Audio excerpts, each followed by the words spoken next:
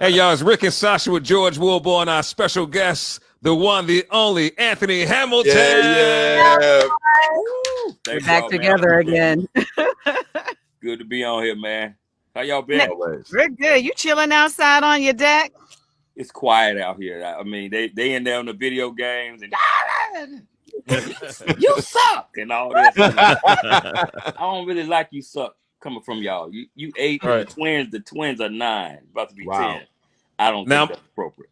My daughter's a gamer. Like every now and then, she's 11 now. Is it like every now and then you walk past their bedroom? Do you hear them say something like, "Boom"? What you say? What you say again? I hear this, man. You suck. You're a scammer, man. Like, so then block me. So block me then. Because you can block people out of your party and all that stuff. So I hear a lot of that. So well, then block me then. And then they come out the room like, "Hi, Dad. How are you? Is there anything to eat?" Do you ever play the games with them, or you just not a part of it? You know what? I'm not a real big gamer, but I will play like Sonic. Okay. Sonic is one of the games now, Pac-Man or something like that. But they're games now. Wait a minute, I'm not going on Roblox, and all. I know Roblox. Yeah, my son plays that. Yeah, Roblox. My son's playing that. He plays Sonic. He loves Sonic. So you don't have to play with him. Just get in there just enough to let him know that you know that you're really engaged. I'll sit down a little bit and get on there and let them watch me die. And I do expect. You just have to kill yourself purposely too, so you have to continue playing the game either. Oh, I'm no good at this. I quit. That's horrible. I gotta go. You guys play. After a while, they don't want you on there no more. It's like, all right, let me play with my brother, right? Yeah. That sucks. Yeah.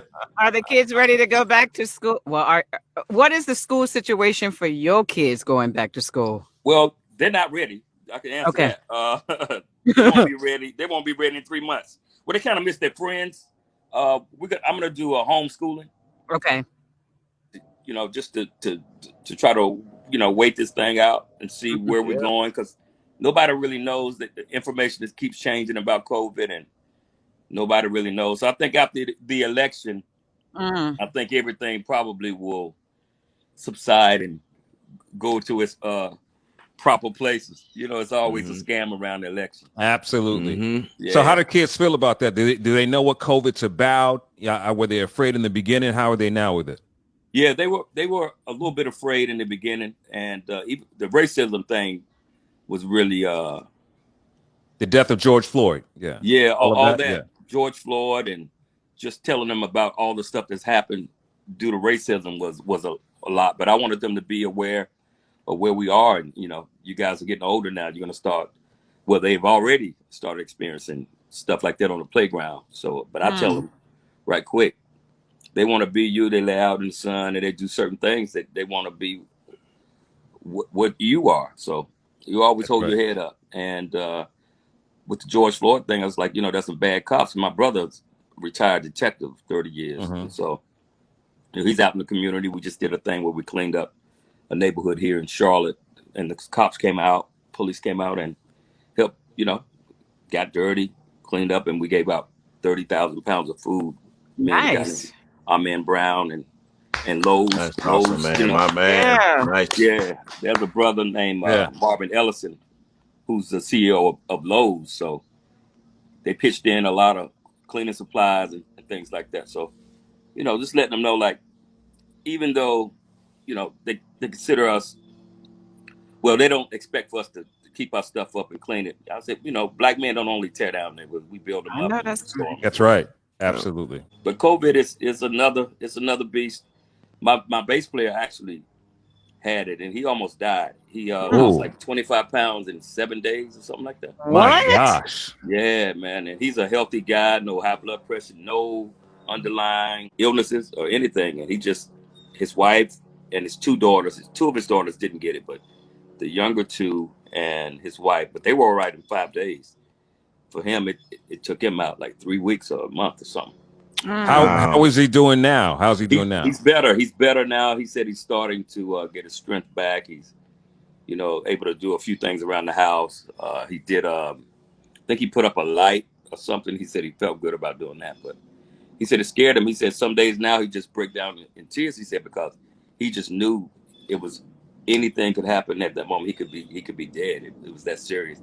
He said he couldn't breathe. It was like that was like dirt. Like somebody put him in a casket. This is what he said. They put him in a casket, shut it, covered him with dirt, and put him. You know, he said that's how his breathing was. So I was still leery about it in the beginning, and I was like, okay, I know it's real. My doctor, who's a brother, he was giving me information. But when my bass player, somebody like he was just at my house, like 2 weeks prior to that, so it could have affected all of us. Absolutely. Thank God, me and the other musicians, we were cool. Have you been tested, Ant? Yeah. And did everybody have masks on when they came to your house? Yes, they did. Okay. Yeah. Wow. We keep it pretty. I'm pretty quarantined, even in the studio now where I go. Like the engineer and my writing partner, we'll keep on mask, and we know we don't have anything, but we keep our mask on. And when I go in the booth, I'll take it off in the room. When I'm coming out, I'll put it back on, and I go over and I listen, go back in, and we sanitize it and keep it clean. And there's nobody else in there. Like that room is locked off.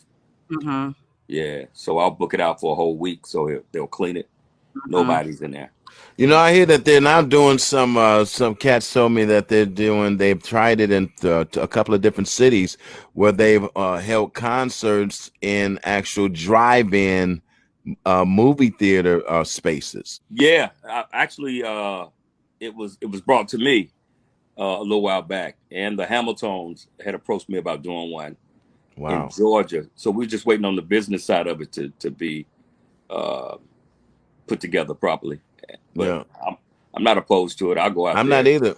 If everybody, take their, precautions and cover themselves up. Well, we could sit in the car, bring our drinks and food, and put the window down, or leave the air conditioning on, and the police. Look, the police wait. I know they're drinking and driving. I know they're drinking and driving. I know we back in the day used to sneak the liquor in the I know they're nipping. I know they're nipping. Hey, right. They over there nipping. Right. They nipping.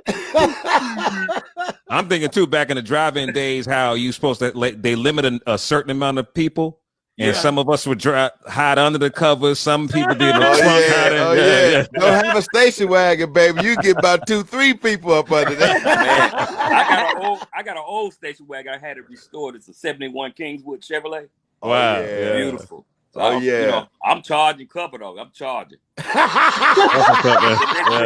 got to pay for them tickets. I'm charging. Hey, Anthony, back in the day, look, I'm not really a drinker. And one day I was telling the morning guy I was out with my girlfriends and we were just sipping on something. We stopped to the liquor store and it was really good. And I said it was 2020. And he's like, what? Wow. What was your drink back in the day you used to sip on? Wait a minute, hold on, Anthony. Wow, you had some 2020. So Mad Dog 22, Mad Dog? I didn't know. It tastes like orange juice. And I was like, oh, this is good. And he stopped to get you something to drink. It was my girlfriend. Yeah, she ain't a good girlfriend. You might not want to be friends with them. No, she's trying to kill you. Yeah, man. But I've had that Mad Dog 2020, Thunderbird. Yeah. Right. So we kept begging my brother to get us, before he was a cop, to go get us something to drink. We was going to the school dance. He brought us the big one with the hook on it, the big gallon jug. Right. We went to a park across the street and we was turning this thing up, man. Oh my God. I was good. Back then we was poof. Right. So I was good. My brother was good. And my other friend, but one of our friends, by the end of that party, man, he was no good. Make it no good. He threw up in his own. He threw up hat on the hat, kind of almost. Threw up in it, man. And he left our house. He was running home sideways, and he put his hat on out. Man, still to this day, we call him Vomit Boy. He was twisted. He was twisted. Hey, well, Sasha never told us what happened at the end of her day either. So That's when I stopped drinking. Yeah, that thing is crazy though, man. That Mad Dog that's like that's like that Wild Irish Rose. Ooh, now that one, I don't see many people fight on that one. Oh, right. That was the main one. Yes, sir. A brick of rose, boy. That thing gonna make you pull a knife out. I don't. Hey, y'all remember what was the other one called? Peppermint Snaps or something like that? Oh, peach schnapps and peppermint Schnapps. Yeah. And that was crazy. And white port. What's that? I don't know. I don't know that either. Willie P. And you put the little pour Kool-Aid in there with it. Oh man. Oh wow. That's outside of Chicago stuff right there. Right. Okay. White port. Yeah. But now we're all grown and mature now. We drink differently. I drink bourbon or whiskey. Right. And a little wine. Louis the 13th. Yes, darling. Yeah. Anything under $30, I'll take it. $30. Right. Yeah, man. Well, child, your new song, Back Together. Let's just applaud you, boo, because we love your music. Yes. Thank you. Tell us about the new song, boo. I got in with Ninth Wonder. We were working on the album. We did I had done 3 songs that night, actually. And it was about 2:30 in the morning. It was time to go. He started playing that Fire Desire, man. I put my backpack down and went back in that booth. I said, "Oh no, you're not gonna do me like this," and then send me home.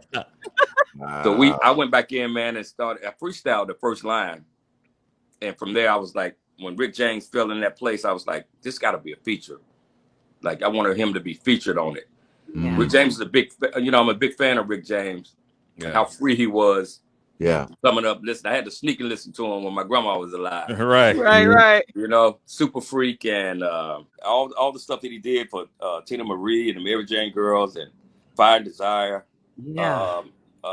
He was a very free artist. Super Freak. Oh yeah. Those were songs that stood out to me, and there was some album cuts that were really dope. But Rick was he was a free spirit, and you know, I was just like, wow. I didn't understand the boots all the way up. Right. but I admired the fact that he was brave enough to do it. Yeah. When you freestyled that Fire and Desire, when you were freestyling, yeah. I know you coughing. Can I hear it real quick? What? It was hard from the start. That part. Okay. I knew you'd never leave him. So much for giving you my heart. And that part. Your voice is beautiful. Thank you. Man. Undeniable, man. Undeniable. I appreciate it, man. Excuse me, I need to get my fan. I'm sorry. You just made me hot. Go ahead. Oh gosh. I just love it, man. I'm glad God chose me to give this musical talent to. It was passed down my family. A lot of us are, have voices and musically inclined. My uncle sings pretty good. My dad, my biological father, he almost got signed to Motown. Who's that person in that other than you that got that voice? Well, Casey and JoJo, those are my second cousins. Those. Oh, I didn't know that. Yeah. Ooh, yeah. Yeah, and I think Fantasia, I think we're related to her as well. Okay. Sound like all y'all together in the same damn family, by all means. They used to slay them. And one of my cousins, Dee Dee, she has a really great voice. Okay. But I don't know if my mom could really sing or not. I know she loved music, but I ain't never really heard her bust no groove. And my one of my twins has a perfect ear, man. His pitch, pretty good. And I got 6 sons, so my older 3, they're into music and video games, and one wants to design video games and code them. Anthony just produced Romero, who's next to the oldest. They just did an EP together, a 6-song EP. So nice. Mastered the mix. So he's a different cat. Yeah, he wear the gauges in his ear. He got that nappy though. I tell you, and then lips and nose. I was like, yeah, that's my boy. Yeah. Both of them look like trumpets. You know, right. The video is very different. It's very unique. I wanted something that I could tell the whole story without worrying about COVID. Yeah. So I was like, to be animated, I was like, I want to do a real video. They wanted to do a lyrical video. I was like, no, we can do an animated video. And I searched for some guys to do animation. Found some guys from South Africa, and they turned it around in the right amount of time. So I was really thankful. But we wrote The Treatment.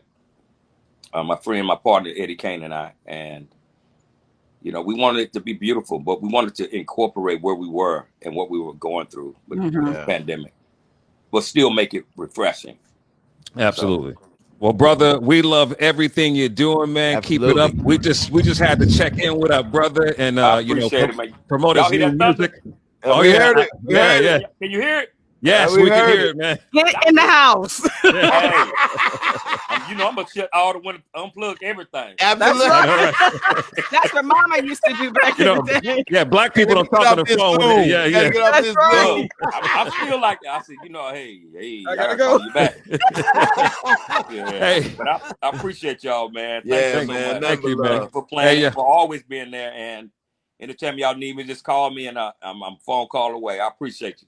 Anthony Hamilton, y'all. Anthony Hamilton. Thank y'all. Thank you, brother. All right, man.